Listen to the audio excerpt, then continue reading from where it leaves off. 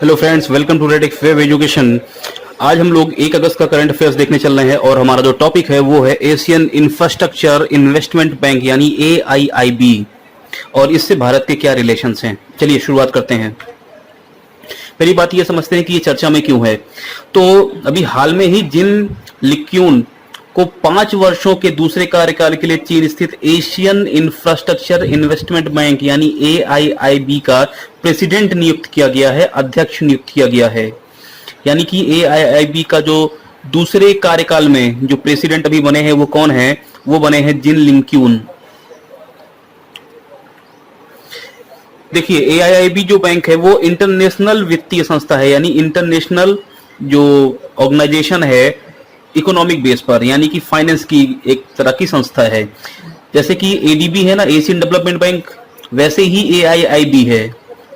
इसका उद्देश्य क्या है? इसका उद्देश्य जो है एशियन कंट्रीज में बुनियादी ढांचे का निर्माण और उनका समर्थन करना है। यानी कि बेसिकली मैन्युफैक्चर वगैरह को प्रोत्साहन देना है, एनर्जी को प्रोत्साहन देना है, इस तरह की जो भी चीजें हैं उसको प्रोत्साहन देना है। यह बैंक जो है वो चीन की सरकार के द्वारा प्रस्तावित किया गया है। तो सबसे पहले अगर हम जान लें इनका मुख्यालय हेडक्वार्टर कहाँ पे है, इनका जो मुख्यालय है वो है बीजिंग चीन में। यानी कि बेसिकली चीन इसको मॉनिटर करता है। दूसरी बात अगर हम बोले कि इसका एस्टेब्लिशमेंट कब हुआ था, तो ये फाउंडिंग जो है इसका ईयर वो है 2016, यानी 2016 में इसकी स्थापना हुई थी।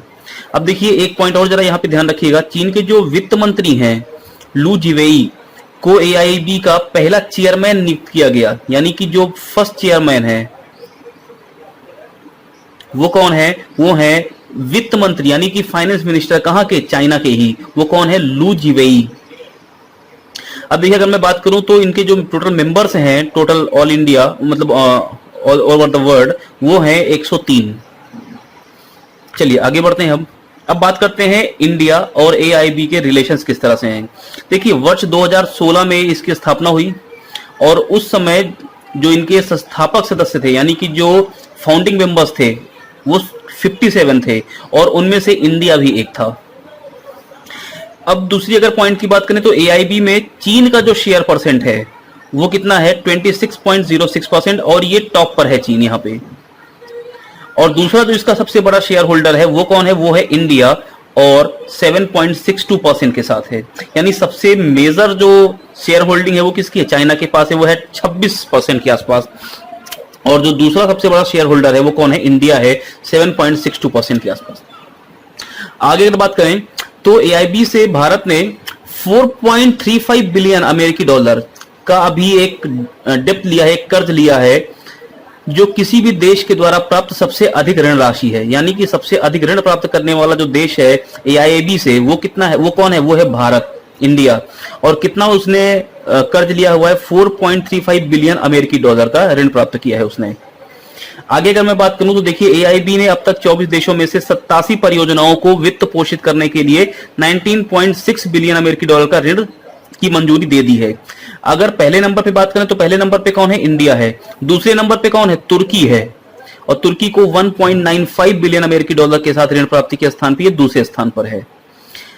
तीसरे अगर मैं पॉइंट की बात करूं तो AIIB जो है द्वारा भारत में देखिए एनर्जी, ऊर्जा, परिवहन, ट्रांसपोर्ट और वाटर जैसे क्षेत्रों के अलावा बंगलुरु मेट्रो रेल परियोजना, जिसमें कितना अमेरिकी डॉलर लगा है?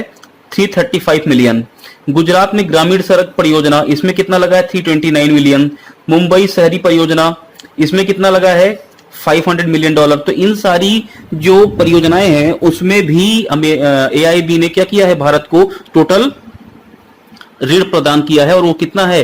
4.35 बिलियन अमेरिकी डॉलर है, जो भारत ने कहां कहां पे इस्तेमाल किया है? ऊर्जा के क्षेत्र में, परिवहन के क्षेत्र में, वाटर सप्लाई वगैरह में, बंगलुरु में मेट्रो रेल परियोजना में, गुजरात में ग्रामीण सड़क परियोजना में, मुंबई में शहरी परिवहन योजनाओं में, इन सब में इसका इस्तेमाल किया गया है। चलिए आगे बढ़ते हैं। हाल ही में एक आभासी बैठक में भारत के द्वारा यह कहा गया कि कोविड-19 संकट के दौरान AIIB से अपेक्षा की जाती है कि AIIB जो रिकवरी रिस्पॉन्स है, अर्थात क्राइसिस रिकवरी फैसिलिटी द्वारा सामाजिक बुनियादी ढांचे को विकसित करने तथा जलवायु परिवर्तन एवं सतत ऊर्जा संबंधी बुनियादी ढांचे के विकास को एकीकृत करने के लिए नए वित्त संसाधनों को उपलब्ध कराए। यानी भारत ने ये एक वर्चुअल जो इनकी मीटिंग होती है उसके दौरान भारत ने ये बोला है, ये आशा रखी है कि AIB जो कोविड-19 संकट चल रहा है उसमें भी रिकवरी रिस्पांस और क्राइसिस रिकवरी फैसिलिटी के द्वारा जो समाज है उसके बुनियादी ढांचे को विकसित करे, जलवायु में परिवर्तन को, ऊर्जा संबंधी संसाधनों को भी विकसित करने के लिए उस पर जो एनर्जी वगैरह है या जो संसाधन है, जो रिसोर्सेस हैं, उनको उपलब्ध कराए। चलिए अब चीन का क्या दृष्टिकोण है इस बारे में जरा समझते हैं।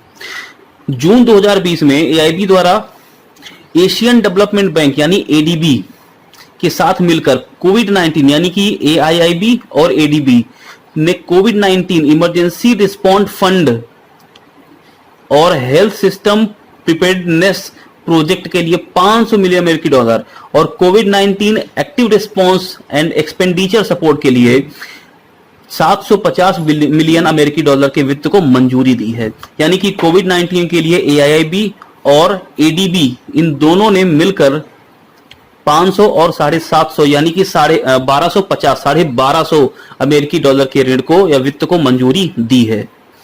आगे अगर बात करें भारत चीन सीमा के साथ लद्दाख की गलवान घाटी में जो भी झड़प हुई थी उसमें उसके 2 दिन बाद, झड़प के 2 दिन बाद भी $750 मिलियन के ऋण को मंजूरी दी है AIIB ने।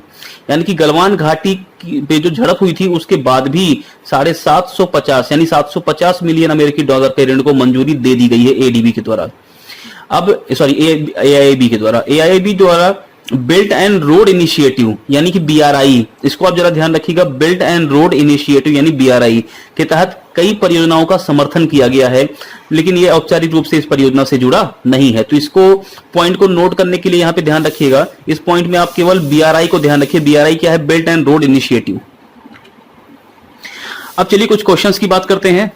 1 अगस्त बिहार सरकार ने संजीवनी ऐप लॉन्च किया था 1 अगस्त को। जैसे केंद्र सरकार का आरोग्य सेतु है वैसे ही बिहार सरकार का क्या है?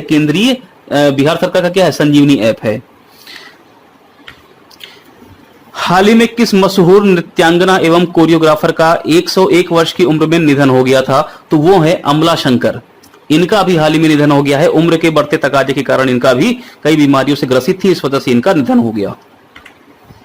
अगला क्वेश्चन देखिए, फ्रांस से आए 5 राफेल विमानों की निम्न में से किस एयरबेस पर लैंडिंग कराई गई है? तो आपको अच्छे से पता होना चाहिए, अंबाला एयरबेस पे इनकी लैंडिंग हुई थी। अगले क्वेश्चन की अगर मैं बात करूं तो देखिए, रूस ने किस देश को S-400 मिसाइल सुरक्षा प्रणाली की आपूर्ति पर रोक लगा दी है? तो सीधी सी बात है भाई साहब, चाइना पर रोक लगा दी है यहां पे। अगला क्वेश्चन देखिए, भारत ने हाल में बांग्लादेश को कितने ब्रॉडगेज डीजल इंजन सौंपे हैं? तो अभी हाल में 10 ब्रॉडगेज डीजल इंजन सौंपे हैं भारत ने बांग्लादेश को।